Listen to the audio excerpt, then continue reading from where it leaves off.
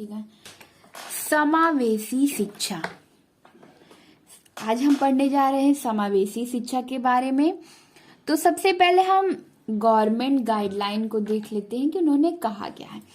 तो मानव संसाधन विकास मंत्रालय के अनुसार, मानव संसाधन विकास मंत्रालय क्या कहते हैं समावेशी शिक्षा पर, कि सभी सीखने वाले, अगर जो कोई सीखने का इच्छुक है उनके बारे में बोला है कि सभी सीखने वाले, चाहे बालक है, युवा है, सामर्थ है, असामर्थ जो भी व्यक्ति है, अगर वो सीखना चाहता है तो उसे सीखने का पूर्ण अवसर मिलना चाहिए। समावेशी शिक्षा का प्रारंभ 1975 में अमेरिका में हुआ था। इसका प्रारंभ सबसे पहले अमेरिका में हुआ था। भारत में समावेशी शिक्षा अमेरिका के मुख्यधारा आंदोलन का ही परिणाम है, जिसमें विकलांगों को मुख्यधारा में लाया गया था। इसका प्रारंभ तो अमेरिका से हुआ। तो अमेरिका में ही आंदोलन इसके लिए छिड़ रहा था कि सभी को एक समान शिक्षा दी जाए, और इसमें आधार किसको बनाया गया था, जो विकलांग थे उन्हें शिक्षा का पूर्ण अवसर नहीं मिल पा रहा था, तो उनको ही आधार बनाया गया था कि विकलांगों को पूर्ण रूप से शिक्षित किया जाए, सामान्य बालकों की तरह वैसे ही उनके साथ व्यवहार करे, वैसे ही उनके अधिकार मिले। तो वे इसमें क्या था कि बालकों को ही, विकलांग बालकों को लिया गया था। तो अमेरिका में उससे प्रभावित होकर भारत ने भी इस शिक्षा को अपने यहाँ अपनाया था। समावेशी शिक्षा की अवधारणा, इसमें क्या बताइए, इसका कॉन्सेप्ट क्या है, किसमें क्या बताया जाता है, किस बात का अध्ययन किया जाता है, कैसी चीजें हैं इसमें समावेशी शिक्षा में। तो इसमें है, एक सामान्य विद्यालय में बाधित सामान्य दोनों बालक को एक साथ शिक्षा प्रदान की जाए। सामान्य विद्यालय है, उसमें बाधित बच्चा है या सामान्य बच्चा, दोनों को एक साथ शिक्षा का अवसर प्रदान होना चाहिए। इसमें क्या था, सामान्य विद्यालय में बाधित और समान दोनों बालक को एक साथ शिक्षा प्रदान की जानी चाहिए। इसमें चाहे शारीरिक बाध्यता हो, मानसिक बाध्यता हो, चाहे जिस दोनों प्रकार में से चाहे जो बाध्यता हो, अगर वो सीखना चाहता है, सीखने के योग्य है, तो उसे शिक्षा का पूरा अवसर मिलना चाहिए। समावेशी शिक्षा में शारीरिक एवं मानसिक रूप से पूर्णतः या आंशिक ग्रसित बच्चों को समान बच्चों के साथ शिक्षा ग्रहण पर जो, चाहे वो उसकी विकलांगता आंशिक हो चाहे पूर्ण हो, पूर्ण रूप से अगर वो सीखना चाहता है तो उसे सीखने का पूरा अवसर मिलना चाहिए। बाधित बच्चों में, इसका मतलब मोटिव है क्या, समावेशी शिक्षा का मोटिव है कि बाधित बच्चों में छिपी योग्यताओं को बाहर निकालना। जो बच्चे बाधित अपने आप को खुद ही नेग्लेक्ट कर रहे हैं कि मैं कुछ नहीं कर सकता, उनकी योग्यताओं को बाहर निकालना, यही समावेशी शिक्षा का मोटिव है। समावेश, अभी तक तो हम लोग पढ़ रहे थे समावेशी शिक्षा, तो जान लेते हैं समावेश का क्या मतलब होता है।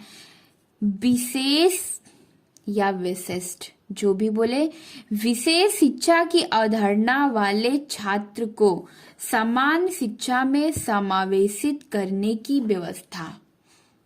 विशेष शिक्षा, अगर वो बालक जिसे विशेष शिक्षा की आवश्यकता है, उन्हें सामान्य शिक्षा में सामंजस्य स्थापित करने की व्यवस्था, कि वो विशेष है, विकलांग है, मानसिक मंदता है, किसी प्रकार की प्रॉब्लम, विकार है, लेकिन वो सामान्य बालक में खुद को, अपने आप को सामंजस्य स्थापित कर ले, वही व्यवस्था जो है समावेश है। यूनेस्को के अनुसार समावेशन अपने व्यापक अर्थ में एक ऐसा सुधार है जो अधिगमकर्ता की भिन्नताओं का स्वागत करती है। समावेशन, अगर जो सीखना चाहता है, जो अधिगम करता है, उसमें अगर कोई विकार है, कोई भिन्नता है, तो उसको वो स्वागत करता है। जो समावेशन होता है। अभी तक तो हम पढ़ रहे थे विशिष्ट बालक, तो मैं आपको अर्थ, परिभाषा सब कुछ बताऊंगी। तो मैं पहले आपको प्रकार ही बता देती हूँ कि विशिष्ट बालक होते क्या हैं, उनके प्रकार क्या, किसको विशिष्ट बालक कहा जाता है।